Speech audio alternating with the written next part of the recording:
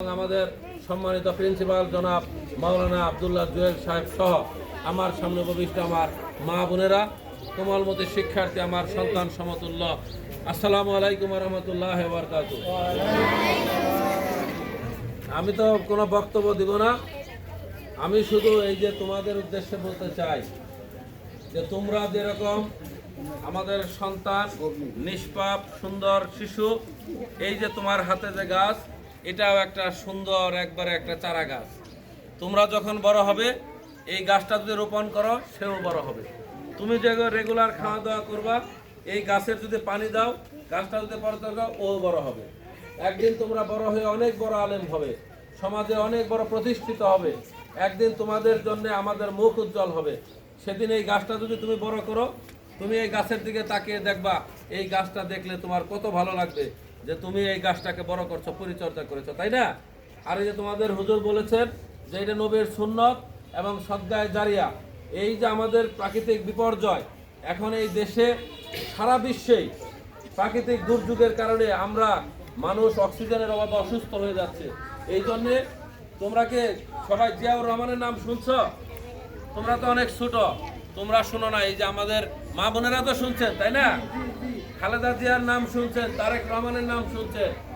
এই জন্যে আমাদের নেতা তারেক রহমান এই বিপর্যয় থেকে রক্ষা করার জন্যে, আমাদের যাতে অক্সিজেনের অভাব না হয়, আমাদের সন্তানেরা যাতে সুস্থভাবে বেড়ে উঠতে পারে, সেই কারণে সারা বাংলাদেশে আমরা 1 কোটি বৃক্ষরোপণের কর্মসূচি ঘোষণা করেছি।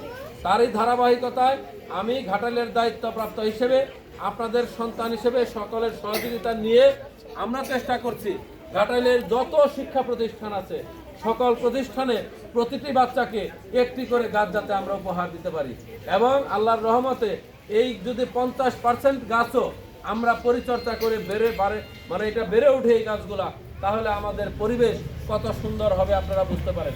এই তোমরা সকালে গাছ পাইছো, দেখে উঠাও তো দেখি, এটা করে ধরো। এই যে দেখো, উপরের দিকে তাকাও, সবুজ কত সুন্দর, তাই না? দেখতে সুন্দর লাগতেছে না? এই গাছ যখন আরো অনেক বড় হবে, এই গাছের মতো হবে, আরো অনেক সুন্দর লাগবে না? হ্যাঁ, নামাও। এই গাছগুলাতে পেয়ারা গাছ, ওই যে ওইটা শিমুল গাছ, আরো কি কি আছে, ওই ছোটটা আমরা গাছ। তো এই যে আমরা, আমাদের পুষ্টিদায়ক খাবার, তাই না? পেয়ারা, পেয়ারাকে কি বলে? দেশি আপেল। আমরা তো আপেল অনেক সময় বিদেশ থেকে আনতে পারি না। আপেলের যে গুণাগুণ, পেয়ারারও কিন্তু সেই গুণাগুণ, তা জানো? হ্যাঁ, ডাক্তার বলছে যে an Apple a day keeps doctor away. তার মানে হচ্ছে দিনে একটা আপেল খাইলে আর ডক্টরের কাছে যাইতে হয় না।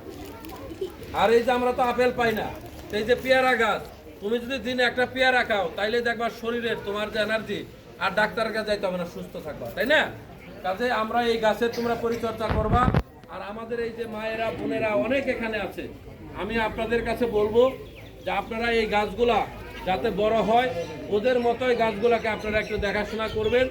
আর আপনাদের জন্যেও, আমরা তো আপনাদের সবসময় জনসভাতেও পাই না, আজকে একটু পাইলাম বলে যাই যে আমরা রাষ্ট্র মেরামতের 31 দফা কর্মসূচি ঘোষণা করেছি। এই 31 দফার মধ্যে রাষ্ট্রের বিভিন্ন উন্নয়নের কথা বলা আছে।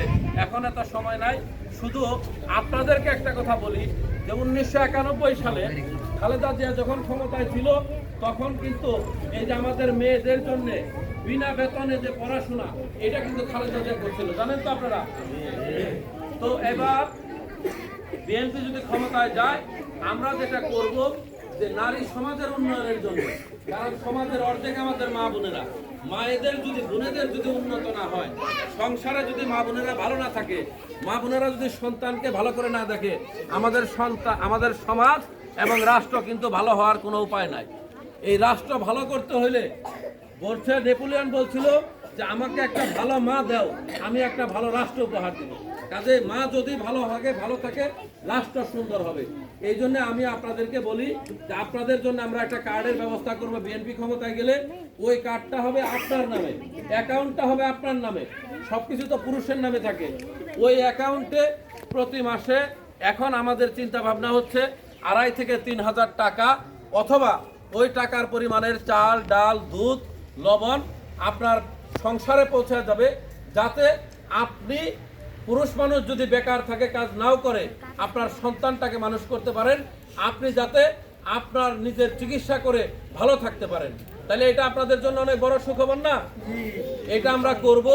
এবং আপনারা আমাদের মা বোনেরা যারা বাড়িতে আছে তাদেরকেও আমার পক্ষ থেকে সালাম দিবেন।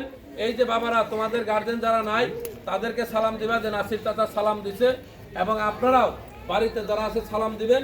এবং আগামী দিনে আপনাদের কাছে দোয়া চাই যে দেশ সুন্দরভাবে পরিচালনার জন্য খালেদা জিয়ার নেতৃত্বে, তারেক রহমানের নেতৃত্বে ধানের শীষ প্রতীকে আমরা যাতে ভোট দিবেন আপনারা, আমরা যাতে বিজয়ী হতে পারি, সেই কথা বলে আপনাদের সকলকে ধন্যবাদ জানিয়ে আমার বক্তব্য শেষ করছি। খুদা হাফেজ। বাংলাদেশ জিন্দাবাদ। শহীদ রাষ্ট্রপতি জিয়াউর রহমান অমর হোক। দেশনেত্রী বেগম খালেদা জিয়া জিন্দাবাদ। তারেক রহমান জিন্দাবাদ। এবং মাদ্রাসার ব্যাপারে যে আমাদের প্রিন্সিপাল সাহেব যে কথাগুলো বলেছেন, আমি সব সময় চেষ্টা করি দিনী প্রতিষ্ঠান, শিক্ষা প্রতিষ্ঠানের দিকে যাতে সর্বোচ্চ সুযোগ করে দেওয়া যায়। এই প্রতিষ্ঠান